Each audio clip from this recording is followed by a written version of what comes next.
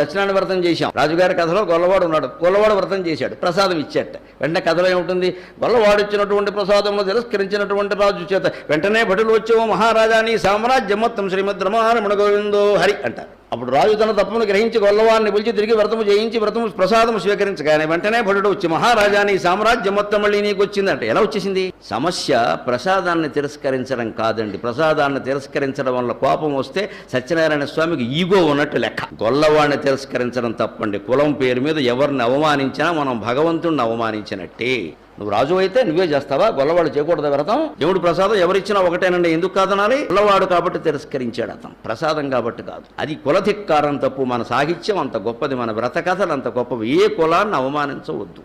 అందుకే సత్యనారాయణ వ్రతం కథ చూడండి మీరు. బ్రాహ్మణుడు వ్రతం చేస్తారు, కట్టెలు కొట్టేవాడు వ్రతం చేస్తాడు, గొల్లవాడు చేస్తాడు, రాజు చేస్తాడు, వైశ్యులు చేస్తారు, అన్ని రకాల వాళ్ళు చేశారు. ఇన్ని రకాల వాళ్ళ కుల కథలు ఎందుకు పెట్టారు? అందరూ కలిసి చేసుకోవడం చెప్పారు.